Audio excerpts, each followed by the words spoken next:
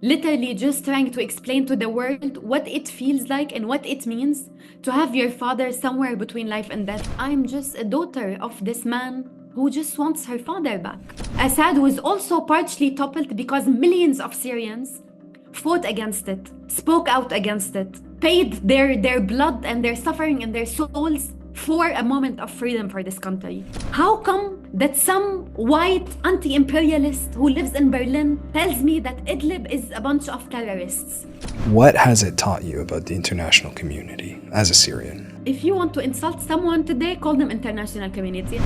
Wafa Mustafa is a Syrian activist and journalist based in Germany after escaping Syria in 2013 following the arrest of her father, who was forcibly disappeared during the Syrian uprising. For years, Wafa has campaigned to not only find the whereabouts of her father, but to also shine a light on the thousands forcibly disappeared in Syria by Bashar al-Assad's government. Now that Assad and his government has fallen, we're speaking to Wafa about what this new chapter means for her and why she's decided to go back to Syria. And she joins us now from Berlin, Germany. Wafa Mustafa, thank you so much for taking the time to come on Real Talk. Thank you. Wafa, I want to start by asking you, how have you been processing the last week or so? I haven't.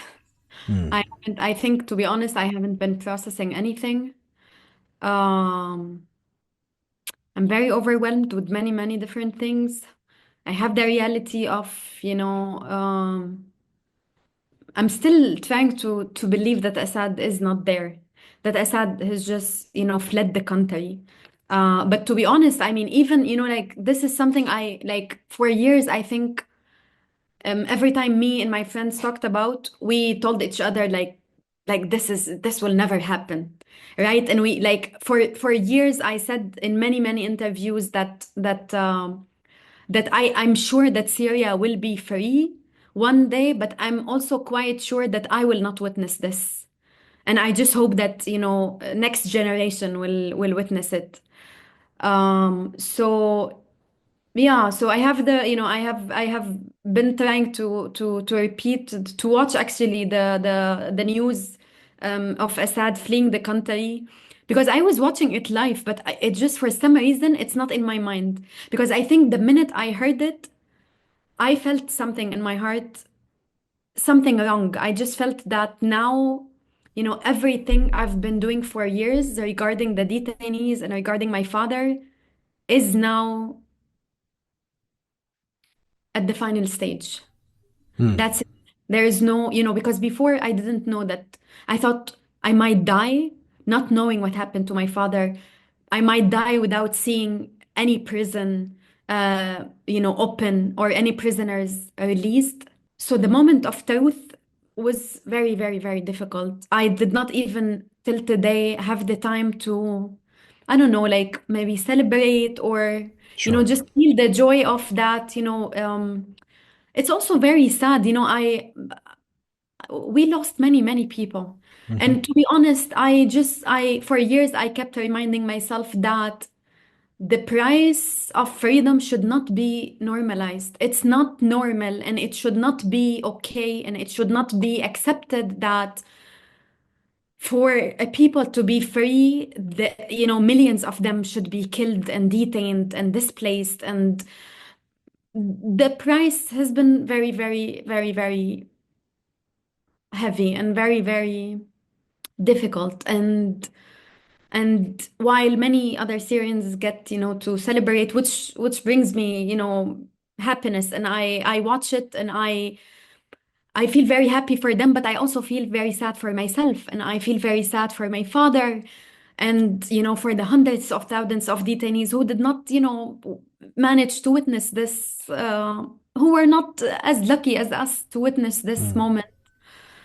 And now it's another journey. Of course, it's another journey for all Syrians. We know that the situation is now quite ambiguous. We don't really know what will happen, how things will unfold. But for families of detainees, this is the beginning of another journey of still searching for our loved ones, even though Assad is not there. And this is something, to be honest, that's the most disappointing part for me. Maybe I was naive in the past years. Maybe I I don't know. I had more faith and more hope that the moment of freedom for Syria will be different for the detainees. I thought it will look different. I thought that, How'd you imagine it? How'd you picture it? it was very difficult. As I said, it was very difficult, to be honest, like, especially in the past years, like, Sure. wherever you go, you are told that, well, sorry, but everyone has Syria fatigue. I mean, imagine, I Syria mean, fatigue, sure, yeah. yeah, yeah. I took my father's picture everywhere. I met people, to be honest, in another life, I would have not wanted to meet at all. I talked to people I didn't want to talk to. I went to places I didn't want to go to. And I did all of that carrying my father's picture and convincing myself that it's worth all this effort because it might lead to a moment of freedom for my dad. So I definitely thought that, not only my effort, like countless, especially Syrian women, have been for years fighting for their loved ones. Um, and I thought it will definitely, a moment of freedom for Syria will definitely at least include, if not start, but it will include the release of all detainees. Of course, I'm not delusional. I know the reality of prisons in Syria. I know that, torture is many people now getting to know about it, but I knew it. But the hope I had that my father is still alive is what kept me going for the past years, even when millions of Syrians and non-Syrians believed that it's pointless and believed that there is no way out of this. So today, to be honest, it's a new journey. I'm still trying to navigate. I don't really know, like in the past years, it took me years to navigate this reality of having your father disappeared. I had to develop my own tools. I had to see like where I can work more, where I don't see myself working with who, in what. And it took me years, and it was very painful. It was very, very difficult. And now this is just a completely like new phase. I don't even know what are my tools now. I don't know what to do exactly, to be Hmm. honest. Hmm. That's why I mean, I, for, in some moments, I feel very, very helpless. And that's something, to be honest, I haven't felt in the past years. Like, this level of Really, helplessness. you're talking about right now. You're feeling helpless more than you did before. Um, yeah, I do sometimes, and I'll tell you why. Because Sure. in the past years, the Assad's prisons were like a black hole, right? Everyone was talking about them. It seemed like no one really knows what's happening inside these prisons. No one is able to visit. No one is able to monitor. No access to for like humanitarian organizations or any of that. So this whole uncertainty gives you that the lack of information is information in the case of Syrian detainees. When you are not told that your father has died, this is a hope that he might still be alive. But today, where I mean, we all witnessed the way the prisons were opened. It was pretty chaotic. Unfortunately, we saw detainees being just sent to the streets. We saw detainees being interviewed in very horrific like conditions. And even there's been what I've been seeing is that there's been social media platforms and accounts asking people to name their loved ones, and I've seen it on TikTok, I've seen it on Instagram. I don't know, I'm sure you've seen it as well, but this whole idea, it doesn't seem well. Obviously, right now there won't be any direct way of documenting or any helpful way of documentation. It all seems very sporadic and up in the air right now. It is, and that's why partially I feel helpless because I'm just sitting in my exile in Berlin. The only thing I could do in the past days is to look at videos and look at search the countless lists that has been have been circulated online, to look at the, as you said, the TikTok. I mean, to be honest, like this level of dehumanization of detainees, and also we saw it of course in other contexts, is insane. I don't know how we got to a point where someone, to earn money on TikTok, they just exploit and use and take advantage of desperate families of detainees who are, who are willing to pay whatever they have for one single information and one answer about their loved ones. And like many people tell me, yeah, but families of detainees should not do this, should not do that, they should be more aware, blah, blah, blah. But excuse me, no one can imagine what this desperation and helplessness and sadness and pain could make you do. For years, we paid, I cannot even count how much money for the regime, for people who work with the regime, for people who have connections with people who work in there. You cannot imagine. And every time we talk about it, me and my family were like, maybe we should not, but you cannot resist the hope. You cannot also resist the guilt that this, it might be just another lie, but you cannot just say, you know what? No, I won't do it.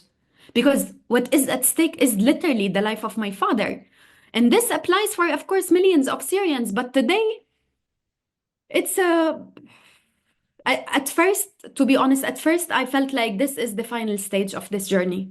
I mean, that's what I was going to ask you about right now, is that if we kind of just take it in steps. So when you first saw the headline, when you first saw the news that Bashar al-Assad has been toppled, his government has been toppled, what was your immediate reaction?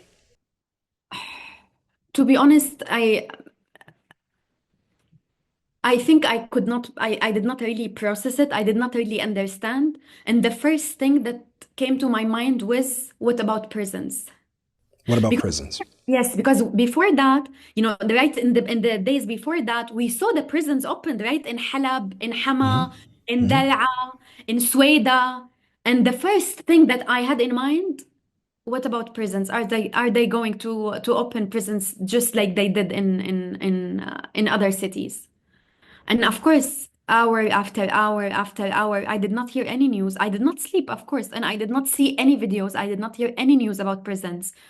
And I think it was immediately after the moment the Assad fled the country, I started feeling that something is wrong. I just feel it in my heart. I don't know exact the But what fear. do you mean? What do you mean something is wrong? I just felt that I should be worried. I should be scared. I should not feel happy. I should not celebrate. It's just, I felt it in my heart, and that was even before we saw the chaos of prisons and all of that. I just felt it. And I thought that everything I did in the past years is now in the past. And now I have to do something, but I don't really know what it is. I cannot go back to Syria. I don't know who to contact. And then, of course, the hours that followed that moment and the days proved that my concern and my fear uh, was valid. I sat for days after that moment watching videos of prisons being opened in a very chaotic way, I would say. Of course, the intention is good. We all agree on that, but it's not enough. It was heartbreaking. I have the privilege of, I can I can talk to the media. I have connections. I know people. People know about me, so people Hmm. talk to me. But I also talk to other mothers, and I talk to other women who have, families disappeared. And most of them did not even find words. And they said, that's it. We don't know what to do. What we see on social media is insane. We cannot believe that they are like, journalists and activists and platform are just running to detainees who have been released after decades and just trying to interview them and asking them, what's your name? Where do you come from? Even when it's clear that they lost their memory. That's to be honest, that's a that we should all be scared of media and activists and journalists violating human dignity like this. Well, on this specific note, I'm going to ask you about what you thought of that CNN report where, it was packaged in a way that they were freeing a Syrian civilian from a prison. And then it turned out, as people on social media started watching the report and people were poking holes into it, and then CNN confirmed that The civilian was actually a lieutenant in Assad's government. I think he was in the Air Force. What do you make of this whole debacle? I know Clarissa Ward personally, just so you know. I did a panel 3 years ago that she moderated, where I talked about my story. So she knows my story personally, right? And I know that she knows the stories of many other Syrians. And knowing what she did in Palestine last year, that's it's not like what she did now in Syria is very, very surprising in that sense, right? Because she also staged another scene, I say that, in Gaza last year, right? And I saw it and it was clear.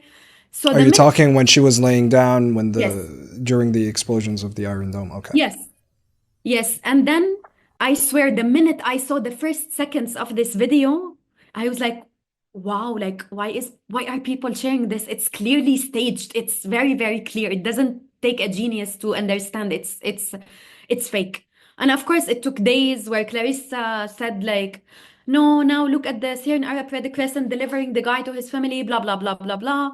And now I mean, she doesn't even have the courage to say that I staged this because the only thing I care about is myself. Because millions of Syrians, millions of lives, hundreds of thousands of detainees are not enough for Clarissa and for CNN to film. No, they needed to stage a whole new scene where they free someone, so then it's worth reporting on. It's again about white supremacy of the West going to country like Syria and thinking, wow, we already see many footage about releasing prisoners, but it's not enough. We should create our own scene where we center ourselves. Suddenly, the whole scene is about Clarissa freeing someone and taking him outside and blah blah blah. It's not only that, it's also an insult to the hundreds of thousands that we still don't know anything about. While I look for my father day and night, you decide to go all the way to Damascus, where I cannot still go, where I needed 2 weeks to figure my way there, and you decided just to go there and fake a scene about releasing a prisoner. I mean, to be honest, I think that this is just another reflection of how Western media deals with, contexts like Syria and Palestine and others. And to be honest, I definitely think that, someone like Clarissa should definitely not be allowed to do any more journalism. And of course, I don't expect CNN to investigate that in a proper way. And I saw the report they released today, and it's a shame because again, they said that they were fooled, which I don't buy at all. Yeah, they said they were misled. Yeah. Let's take it a few steps back so we can kind of catch the viewers up to date. How about you talk to me about your father? Talk to me about Ali Mustafa. Well, uh, it's crazy. I've been doing this for years, and every time someone says talk to me about him, it's very, very difficult. Listen, you can take your time. There is no rush. No, no, I know it's just, it's very sad because, this level of pain cannot be explained to people. Sure. I cannot show it to people. I spent the past 12 years of my life literally just trying to explain to the world what it feels like and what it means to have your father somewhere between life and death. And I think I failed. I probably failed because I don't know, otherwise I would have maybe saved my dad. Um, but my But dad. don't you feel like that is a lot of pressure to put on yourself as well, Wafa? Of course it is. Of course it is. But at the end of the day, I mean, of course I'm an activist or whatever you want to call me, but I've done a lot, I've read a lot, I've learned a lot. But to be very honest, at the end of the day, I'm now what, 34, but at the end of the day, every night when I go to sleep, I'm just I'm just a daughter of this man who just wants her father back.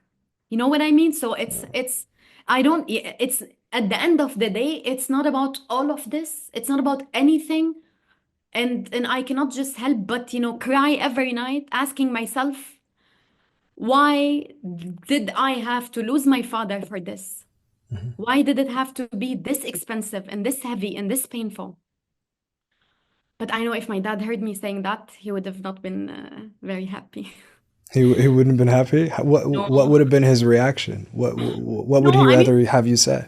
no, I mean, my dad was 20-year-old when Hmm. he left Syria to to Lebanon to fight against the Israeli invasion of Lebanon. When Invasion. he went on Yeah, the in 1982.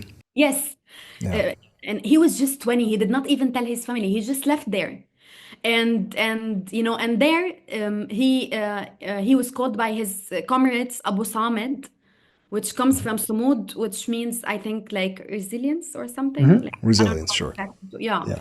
So like I mean, that's why I thought everyone knows his name as Abu Samed. And he was arrested again in 2005, and he was arrested again at the beginning of the revolution in 2011, and then he was arrested the third time in July 2013. But why was he being arrested even in 2005 before the revolution? Is it because of his political stance, political beliefs? Yeah, I mean, there was I think it was 2005. I Okay. hope people from my hometown correct me if I was wrong, but there was a conflict between two people from two different sects in my hometown, Masyaf, which is Masyaf. the countryside of Hama, and it's a very very diverse, ethnically very very diverse town. So my dad tried to calm people down, and my dad was also like he was like well known in the town, right? So Sure. at some point they called him and said like there is a huge conflict, you should come. So the only thing he did actually is that he went there and he tried to talk to people, and then he was hit by the army, because of course they brought us the army, and then he was taken to a prison in Tartus, and he But stayed. this wasn't a political situation. It was just he was trying to solve a problem amongst Yes, but it different. is political, of course, because in Syria nothing is not political. Mm, The two, like the it's I think it's there's no short way to like to tell the whole story, sure. but the conflict started about something very very silly related to two different buses or something like this. But then Hmm. of course it developed like everything else in Syria. It developed into a political situation and a political dispute between two sects because Sure. of the regime, because the Assad regime has played for years on this, narrative of like this sect should be scared of this sect. This sect is more empowered because it belongs to the regime. This sect is our responsibility to protect. And then, of course, that was the main fear. So at some point, it just developed into some sectarian issue that I would say was not necessarily the case. In the core, it was political. It was about who has the power and who is unfortunately thought to be protected by the regime, and who is thought to be part of the regime, and who is not. And my dad was also well known. Like when they hit him, they knew who he was. Because for years, my dad, held meetings in our house, talked to people from different cities, from different parts of Syria.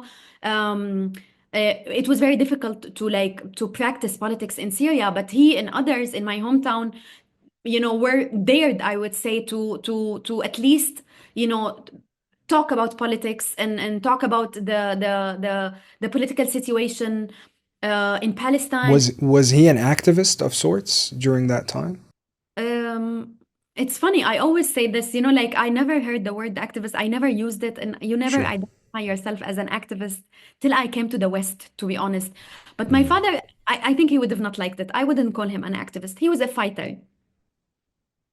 He was a fighter, and that's why I said today, if he hears me saying this, he would have definitely, my father was very like any Arab dad, right? Like he's very, very strict, but at the same time, he's very, very, he's very, very kind, and he's Warm. very loving.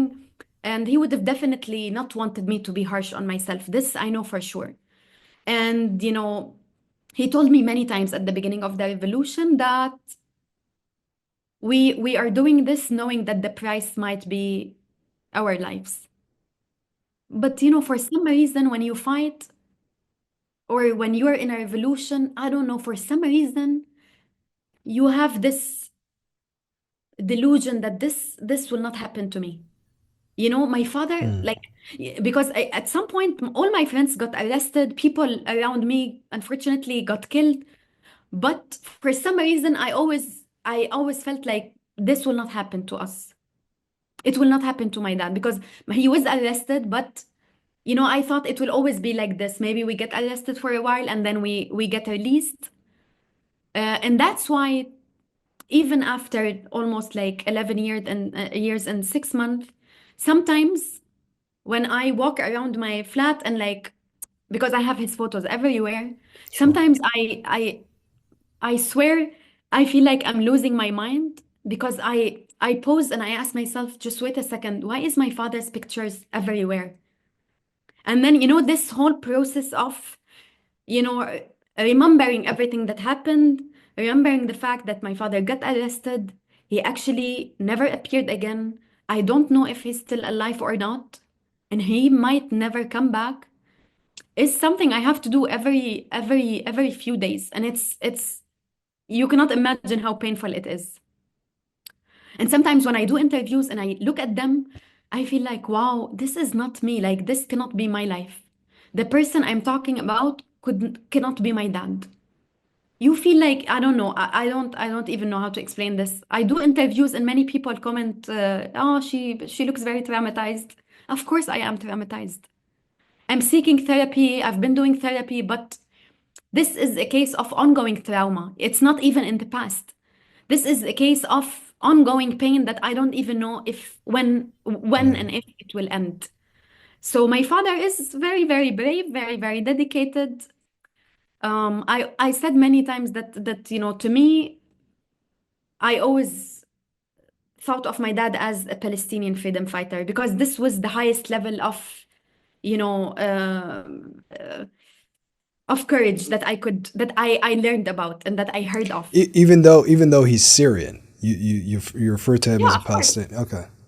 Yeah, you know, I always say because again, I was raised in a house where we only had photos of Quds and of my father fighting in Lebanon. We didn't really have any symbols regarding like related to Syria. Syria. And it took me years because the first thing I learned about myself when I was born was that your name is Wafa and you're named after a Palestinian news agency. News So it agency. took me years to understand that I'm Syrian and then Syrians are different from Palestinians.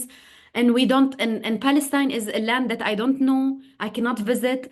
It took me years and to be honest, I'm very, very grateful because when I came to Germany and when I go to the streets and I see, you know, just people talking about transnational solidarity and intersectionality, I feel very, very privileged because I had the man who taught me all of this even when he didn't know what to call them. He didn't, of course, call them solidarity or intersectionality or whatever. He practiced all of this without knowing that there is a term for it, without knowing that you can use it to preach, right, on others about how heroic you are and how good you are and blah, blah, blah.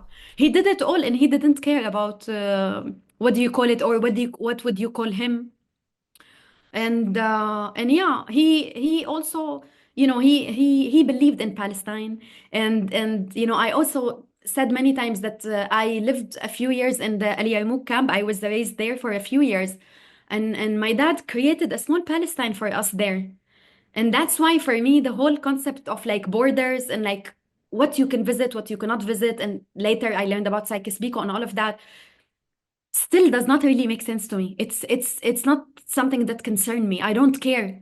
I don't care about are the borders of where does Palestine end and Syria starts or what. I don't really care. And that's why I think of my dad as a Palestinian freedom fighter because he taught me that these are the people that we should look up to. These are the people that we should support and defend and fight for. And yet, when the revolution happened in 2011, March 2011 in Syria, you said before that it was the first time you actually felt like you belonged to Yeah. Syria. True. Um, I mean, you know, when I first went to Damascus University, I studied journalism. Everyone thought that I was Palestinian. I did not say that I was Palestinian, but I did not also say that I was not Palestinian because I did not belong to, I did not feel this belonging to Syria. To me, Syria was just was just, mukhabarat and silence and fear and prisons. I did not feel it. And then the revolution was the moment, especially the day of like the 25th of March 2011. It was the protest outside the Umayyad Mosque. Mhm. It was the moment where I felt like, I'm walking among like thousands of people who are just chanting freedom. And it felt like it was the first time that I hear my own voice and I can hear other people's voices. And I feel that I'm not scared of them and no one is scared of the other. And people are just chanting for the freedom of everyone. And that was the moment that I felt I belong to this country and it's worth that I fight for it the same way I, thought, considering my age and my situation and all of that, I thought that I was fighting for Palestine. And since Mhm. then, I've been, I've been, I still feel that I belong to Palestine the same way I belong to Syria. And you were actually imprisoned, right, because of your participation in the protests Yes, I was imprisoned for a few days. for a few days. I mean, is that an experience that you would talk about, that you would want to share, or? I don't think I don't think it's a big deal, I mean, I was arrested for a few days and I don't know, maybe like in the past years I've been mainly occupied by my father's Mhm. attention, so I did not really talk much about this. And it's not of course it's big, you know what I mean? Of course it's big, of course it's a crime. Because you went on a hunger strike, I think, if I'm not mistaken. Yeah, that was very like it's because I know a lot about Palestine. So when I was first imprisoned in a Syrian prison, the first thing Mhm. that came to my mind was just to go on hunger strike. That was very I was 21. I was 21, and I mean the first night I was there, I told them I'm not eating anything. I'm on hunger strike. It was You if believe if that that would be the solution to get out? Yeah, of course. Also, again, everything I know about resistance and about fights and about justice and about freedom, I learned from Palestine. So, of course, it took me a while to understand that maybe in the context of Syria, you have different tools. So, of course, when I was imprisoned, and that was like in the first 6 months of the revolution, Mhm. the first thing that I could do was saying, I'm on hunger strike and I won't eat till I leave, till you release me. Of course, the first thing they told me, okay, don't eat. But then you said it was only just for a few days. Yeah. And then yeah, I was transferred to the Palace of Justice or something. I don't know what you call it in Okay. English. Uh, and then I had a relative who worked in the Ministry of Justice. Hmm. And he came and he was able to To get you like out. bring me before a judge, and then I was released. But the plan of the mukhabarat was not that. Their plan was apparently to send me from Damascus to Homs for some reason that I still don't know. To another prison. Um, for a military to a military prison Mm. in Homs. But then yeah, I was privileged that I had someone who could save me. And what did your father tell you? What was that conversation like when you came back home after being in prison for a few days during that time? Oh, at that point, my father was also detained in Hama, another city. But was this 20 excuse me, was this 2013? Was this the same time that he was No, that taken was in? No. 2011. This was 2011, right? Yeah. So So he was taken in at that same time as well. yeah, he was taken before, like a month before I got arrested. Okay. And But he was then taken from our family house in Masyaf. and then he was released. And then when you were able to kind of sit down and have a conversation about what both of you went through, what was that like?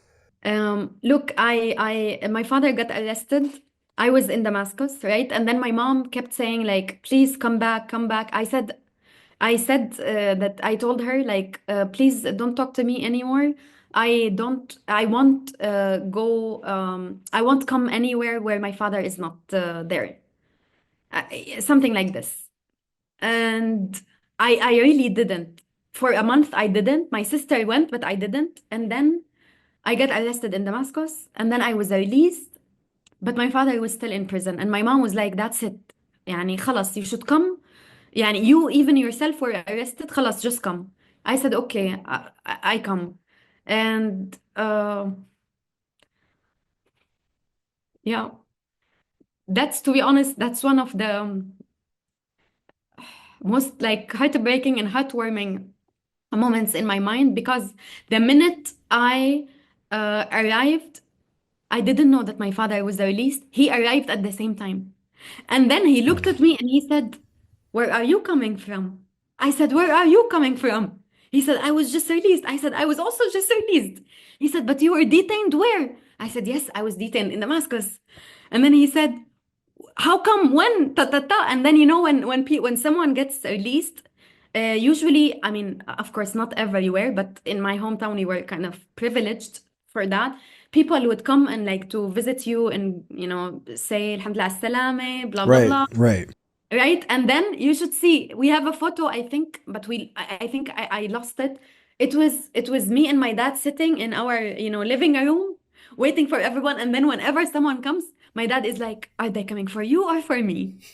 And then when we had like, people of course ask you like, "Oh, tell us what happened to you," and stuff like that. And whenever I said something, my dad was like, "Okay, now is my turn." And then he would tell a story about his imprisonment, and then I would be like, "Yeah, of course you were detained for a longer period, so you have more stories, but please just give me space." So it was, to be honest, like, and I took that for granted. You take that for granted because you think all families have this relationship. You think all daughters have this relationship to you think all fathers are like this. And yeah, it's only after he was gone that I realized how like how special he was. Why was he taken in 2013? Was it related to his participation in the protest, or was it something else? Were you ever given a reason? No, of course not. No one talked to us. I mean, for years, you cannot imagine, I've been to the UN Security Council, to the UN General Assembly. I met whoever you think of. Uh, and I asked one single question: Is he alive or not? No one could get us an answer. Until today, we don't really know. The regime, of course, like many times they said, "Oh, we have him." Many times they said, "No, no, we don't have him. We never heard about him." So we didn't really know, of course, no reason, no like who was responsible for his detention, what happened to him. The only thing we know of is that my father was arrested with his best friend, Hussam al-Zafari. And actually, my dad and Hussam met each other in 82 in Lebanon when they fought together. That was the first time they met, and then they became best friends. And in 2011, they got arrested together from my hometown. And then in 2013, they got arrested together from Damascus. At the same time, each time. Yeah. Yeah. Wow. Hussam's family learned, or they were told a year after the arrest, that they were only delivered like some papers, and they were told he died in the Air Force Directorate. Um, but we never heard anything about my dad. And of course, over the years, we had different information from different people and from different contacts, but we never knew what is the truth. Your mom was 15 minutes away from seeing him before he was taken in. I think they had spoken on the phone or something like that. She called him, and because he was alone, and then of course he called her days before and You said, you weren't with him at that time. no, I lived there, but then 2 days before he said like I had a health condition situation, and he told me that that's it. You should go to your hometown, to your mom, and you should visit the To doctor. Masyaf. Yes. Okay. And he said, only under this condition, I will allow you to come back to Damascus.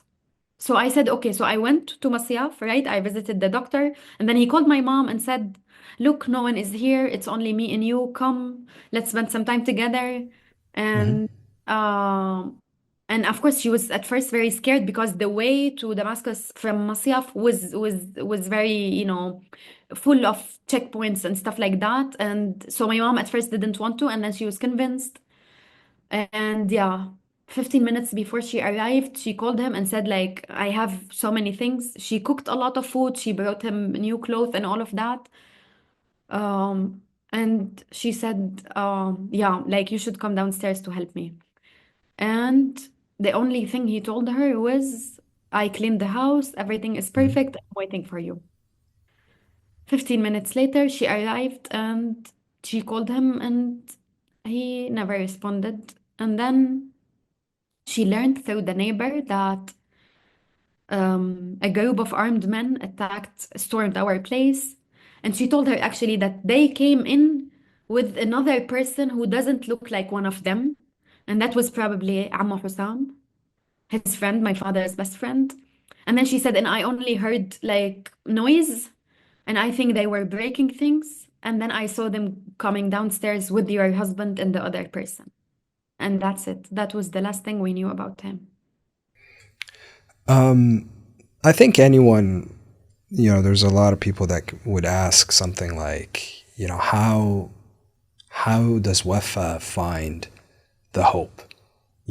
Because I think despite everything that you've been saying, you are a hopeful person, and I think you've said this in many interviews. Is that, I'm always hopeful. I have no other option but to be hopeful.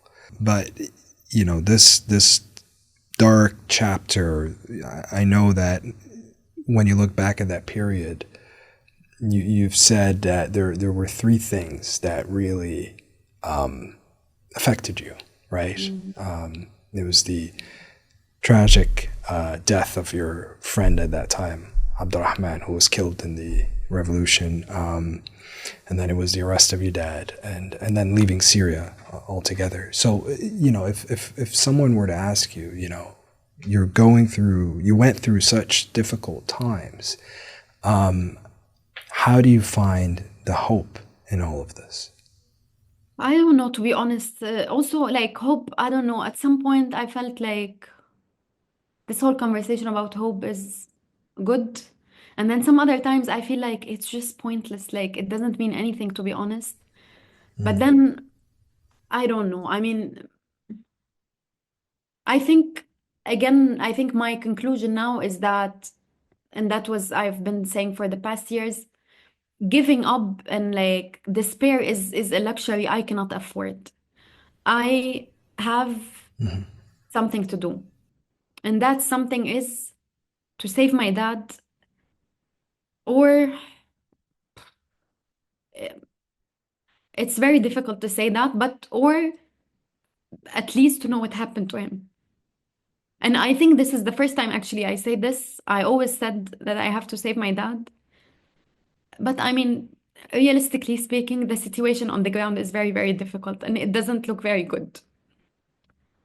Um, it it's said that all prisons were opened, um, and all prisoners were released. Until now, we did not find my dad.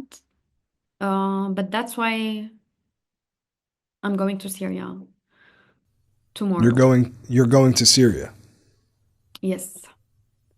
It hasn't been easy. I have a German travel document, and with the And whole this is after what, 12 years since you've left. 12, yes, 12. 12 or 13, 12. 12, yeah. And you're going back there tomorrow. Yeah, I'm going back. I wish I was coming back for just to go back.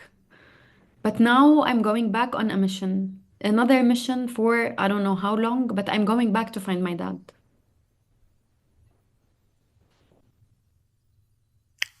Do you know what you're going to do once you get back? Not really. I Mm. haven't been there in years. Um, Do you know who you're going to see? I will see my sister. She's already there. Okay. So you have family there right now. No, my sister just went there a few days ago. Sure. From So I was, Canada, if yes, I'm I not have, mistaken. no, from the US. From the US. Okay. Yeah. I have family there, but I think like for now, I'm just going really on this mission. I will visit detention centers. I will, unfortunately, you've seen videos of the documents being just on the ground, being, destroyed or burned or whatever. And yeah, I for years did not accept any answer that said there is nothing to do. Why would I accept that now? That's it. Even the worst answer I might get should be my answer. I should get this answer myself. I don't accept to be told through Instagram or through WhatsApp message that my father is not alive. I don't accept that. Unfortunately, millions of Syrians cannot even go back to Syria at the moment. And they cannot even search for their families. But I could, and it's not for nothing, to be honest. It's also like it might risk my asylum in Germany. But at this point, I think the most important thing for me, and the one thing that I lived my whole life for, is this. In the past years, I did nothing but talking about my dad, but introducing my dad to the world, but advocating for his freedom, and but saying that I will accept nothing less than his freedom. His freedom today might mean different things, uh, but even things that I did not imagine. Uh, but to be honest, I'm just like I've been in the past days trying not to think about this, just so I can hold it together and actually like have the physical energy to go through the journey to Syria. And then there I will find him. If I'm going to collapse at some point after 12 years, I will collapse in Damascus where my father was arrested. Um, but even if I collapse, I will continue this fight for my dad, even if he's not alive. Uh, I will not just accept that he was killed. Well, do you have a plan to return back to Germany after however long you spend in Syria? Ideally, yes, of course. I mean, Sure. to be honest, for now, to be very, very, very honest, I'm going to Syria not knowing what will happen to me. I don't Exactly, yeah. know what I will find, and I don't really know how I will react to what I find because, as I said again, of course, people look at my interviews and look at my speeches, blah, and they think that I'm traumatized because I am traumatized. And I am traumatized because this is one of the worst crimes that any system of oppression can use against people. And it is, of course, it has a huge impact on our lives. So if I don't really know what will happen, but I know that ideally I hope to find my dad, and I hope to be able to come back to Germany at least to maybe, I don't know, organize my life and then see what I want to do. Just by the way, all of this happening in Syria, I have a criminal course. I have a criminal case in court in Germany, and it's a case uh, by the German police against me, accusing me of beating a group of police officers up in a Palestine demo. So I have these different realities that I'm trying to navigate. And yeah, so even if I come back, I still have this. You know, how are you balancing all of this? This is way too much for one person, for multiple people. I hope at least that when you get a chance to go to Syria, as you say, that there will be some sort of support system as well. There is a lot of people, many of my friends are already there. Unfortunately, every Syrian is looking for someone. You cannot imagine. I mean, even if you want, like, even I have many people in Syria, but even when I want to ask someone if they can, like, search for my dad, everyone has someone to search for. And that's why, it's my responsibility to be there and search for my father. I'm gonna go back to when you left Syria, and then you went through several countries, but then you ended up in Germany. And like you said, you've had family members ending up in Canada, another sister in the U.S.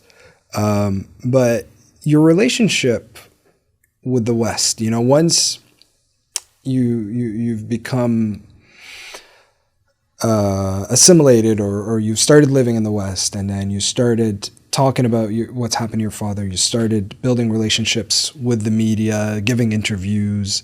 How has that been like? Do you feel like the media has kind of put you in a box as, that you're just the daughter of a Syrian detainee? Of course, I mean, I can talk for hours about this.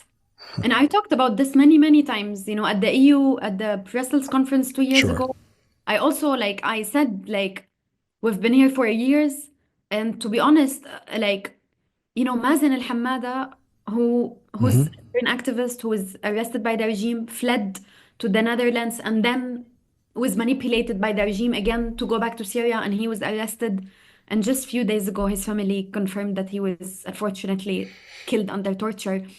Mazen is a great example of how the West deals with, I would say mainly people of color who come from traumatizing contexts and who come from conflicts and wars that the West is complicit in.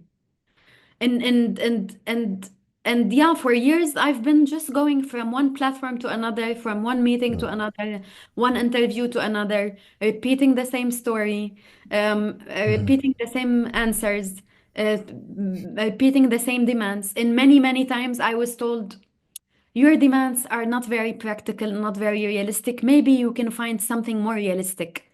So apparently, every time, What's more realistic than finding your dad? yeah, because the Assad regime is a brutal dictator, and that's of course of course, like Western politicians tell me that. I, who have my father in prison, who was imprisoned, who lived my whole life in Syria, they tell me Assad is a brutal dictator, and it's not easy to find out what's happening inside prisons, and it's not easy to convince him. It's not easy to have a political solution. It's not easy to access the country. Blah blah blah blah blah blah Are they blah. basically telling you to move on in one way or another? They're like, Wafa, it's time for you to move on. The audacity is, in most of these meetings, I was always told, keep up the good work. Keep up what you're doing for years. And I remember once, and I said this in an interview a few days ago, that some head of the ICRC of MENA or something, I shared a panel with on the Brussels conference, said to me that I hope the families of the detainees will keep doing this work for 5, 10, and 20 years. And I said, excuse me. No, this is not what I want for myself. This is not the life I imagined for myself. We're not made just to struggle and fight and suffer for freedom. And it's your job to fight for, finding, this is your mandate. This is what your organization is made for.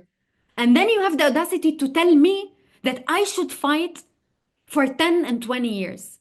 And this, to be honest, to me, this was just the truth said by mistake. But this is the truth of all politicians and policymakers. And you go there, you give a speech. They actually, it's insane. Well, let me read you a quote you gave. This was at one of those conferences that you're mentioning. This was, I think, in June 23. This was at a European conference on Syria. You said, "We've been here for 12 years. You've been exhausting our traumas. You've been exhausting our stories. And for what? Nothing has changed." And this was just last summer. Yeah. And nothing has changed till today. The Assad regime was toppled, and the international community has nothing to do with it. They have zero influence in this.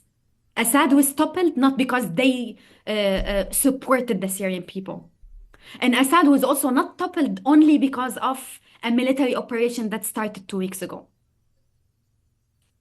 Assad was toppled. Of course, we can talk about geopolitical context till tomorrow. And that, of course, plays a huge role. But for some reason, everyone manages to erase the agency of the Syrian people. No, Assad was also partially toppled because millions of Syrians fought against it. spoke out against it, paid their blood and their suffering and their souls for a moment of freedom for this country. So it's, I in 2011, it was a war on terrorism. It was a conspiracy theory. So again, we were all the Syrians were stupid. They did not know what happened. This was the Assad government's viewpoint. This is what they were Yeah, but saying. it's also, I'm Yeah. sorry, but this is also the anti-imperialists, tankies narrative around Syria. And then in 2012, suddenly they decided it's a proxy war. So again, it's not even about the Syrian people. It's about foreign powers. And of course, part of it is a proxy war. But I'm amazed by how all these narratives always manage to just erase the agency of the Syrian people, erase the struggle, the fight, and the sacrifices we made. And now suddenly, Assad has been toppled because of a military operation. That's not true. That's part of the truth, but it's not the complete truth. Assad was toppled because people like my father did not did not fear going to the streets knowing that they might be arrested and killed under torture. And if you ask many millions of Syrians, they will say the same. So no, So, sorry. no, it's okay. Did you want to finish or I just wanted to say a thing about like please? in every interview I do now, they ask me, but do you trust HTS? What do you think about HTS? Are you hopeful about the future? Habibi, I don't have the luxury to be hopeful or be optimistic or be pessimistic. I go to the streets and I fight. That's it. That's what my father did, and that's what I want to do now. I cannot just sit in Berlin and say, I trust HTS. Of course, I don't trust HTS. Of course, I don't trust any military group, and I don't trust any government. And that's our duty. We pressure the government, we fight the government when it does not do its work. I don't expect to sit here and then find the perfect government that will give me the free, just democratic Syria. It does not work. If it worked like if there is a chance that it will work like this, we would have not lost millions of people. It does not work like this. And I don't trust anyone, but I trust myself and I trust other Syrians. And you mentioned the anti-imperialist narrative. What have you been making of what's been basically playing out online on X and other platforms, the debates about what's happening in Syria and what the reality is and what's true and what's not and all of that? To be honest, I mean, I can say a lot. Of course, it makes me angry in all of that. But it's also very sad because I don't understand. I just came to the conclusion yesterday, and that's just my own reflection. Please, like, no one thinks that this is a huge theory I'm presenting to the planet. To be honest, like, because I've been trying to understand where does this narrative come from and why they like, how come that those, for example, who fight for Palestine suddenly think that the Syrians are not worth fighting for, and they're not worth any freedom or justice. And of course it also applies to, for example, many Westerns who support Syria because it's easy and it's not related to the Israeli occupation. And then suddenly, when it comes to Palestine, they think it's very complicated. And to be honest, now I think that there is a group of people, among them the anti-imperialists, and also the other group of Westerns who support Syria but not Palestine, who actually they have this imaginary map of liberation, whether of Syria or Palestine. But this map does not really include people. It's not about the people's lives. Because, for example, they want Gaza to fight. Of course, Gaza is under genocide. It's okay. They can resist. They can fight because they are heroes. But of course, we will go to the streets here. We will make concerts. We will carry a watermelon. We will say free Palestine. And then we will demand Palestinians inside Gaza to continue resisting. And now it's the same. Of course, Syrians, it's okay. Millions of them got killed. It's okay. What matters is that now there is a future. A future for Syria without Syrians, it's okay. A future for Palestine without Palestinians is also okay. To be honest, I think that this is the only justification and I have in my mind now, considering the emotional and the insane status I'm in. But they really just care about having a free Palestine or a free Syria, a land without people. That's okay. They don't really care. Because if you care about the people, you would do your best not to just fight against Israel and fight against the Assad regime on the expense of people's life. You would center the voices of people in Gaza and in Idlib for years. For years, look at the solidarity we've seen for years between Idlib and Gaza. How come that some white anti-imperialist who lives in Berlin tells me that Idlib is a bunch of terrorists, but you still fight for Gaza? To me, the only explanation is that you don't really see us as humans, Palestinians or Syrians. And that's why they care about their favorite perpetrator. Some people hate Assad, and that's why, as a result, they support the Syrian revolution. And some people hate those who love Palestine, those who believe in Palestinians' right to life before death and before resistance, would not be able to dehumanize an entire other population for the sake of what they think is the liberation of their favorite people. I said many times, I don't accept Syria to be free through oppressing other people. And I said years ago, if the Israeli occupation is the only entity to free my dad, me and my dad do not want it. And I am sure, and I'm saying this knowing exactly what I'm saying, and I know that my dad would have said the same. No freedom comes when you just step on other people's freedom. It does not work like this. And this region was meant to be one. It was divided on maps and by Sykes Biko, but it was not divided in my mind. And that's why I don't accept it. And that's why when I talk about Syria, I know it's very difficult. Of course, the geopolitical situation is complicated. We know that the power map has been very, very complicated, especially in the past year, and it hasn't been easy. I'm not saying it's easy, but I'm saying that it is doable. You can do it. Just lead with the people. And I know you've been touching quite a bit about it throughout this conversation, but I will ask it direct. I mean, your time in the West, your time in Germany, what has it taught you about the international community as a Syrian? If you want to insult someone today, call them international community. I think that's my very populist way to say things. There is another very deep way to say things, but I don't really care. I think, to be honest, this whole system, so-called international community, needs to be dismantled. The UN needs to be dismantled. And to be very honest, there is no way for reform. There is no chance for any talks about improvement or whatever. I lived here in the past year in Germany, and I've seen the German police, and I told them every time in their face, I am triggered because I am reminded of Assad's army. I am reminded of Assad's mukhabarat. The brutality, the level of hate they have against you. You don't understand why they just hate you the minute you chant free Palestine. It's insane. And the same police in Germany, when we go to a protest for Syria, they're smiling, they're happy. Of course, they don't really know much about Syria, to be very honest. I think they were just told, these Syrians, we don't touch. Palestinians, we touch. And then in Palestine protests, of course, they just brutalize and oppress everyone. They don't care if you are Palestinian. They don't ask for your passport before they beat you up. When we've been pushed on the streets, when we've been detained, when we've been, having court cases, they did not ask about our nationalities. They care about the one fact that we support Palestine and we support the freedom of Palestine. Wafa, my last question to kind of wrap up the conversation.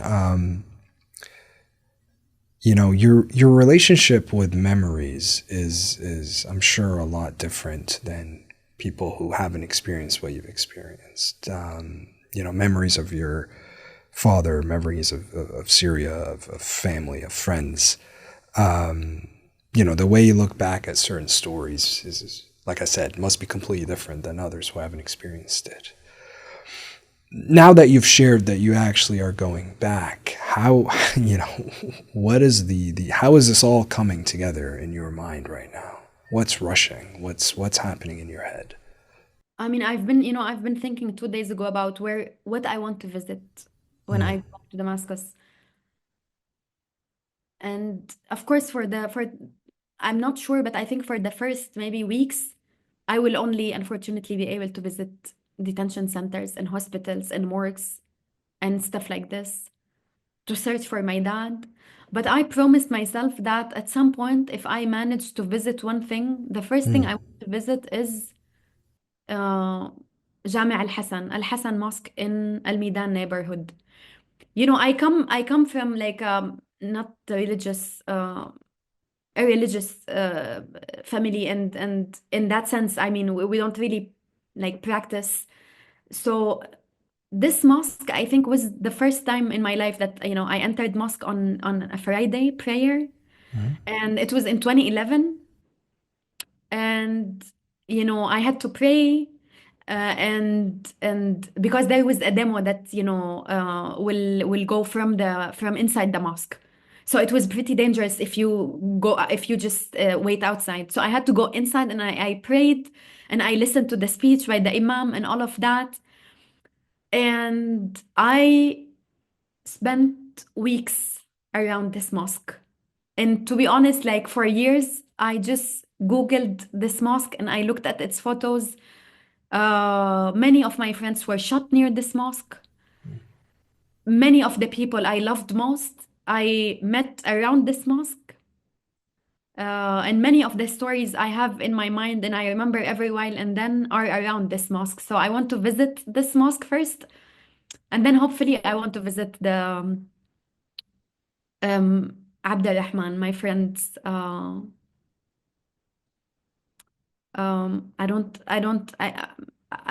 don't know exactly where he was buried, but I want to find him. Um, yeah, and then we'll take it from there. Well, on that note, Wafa, we're gonna leave it here. I wish you nothing but the best of luck. I wish you, peace as well, and I hope we can continue a conversation at another time. But for now, again, best of luck with everything, and please stay safe, Wafa. Thank you for coming on. Thank you. Thank you.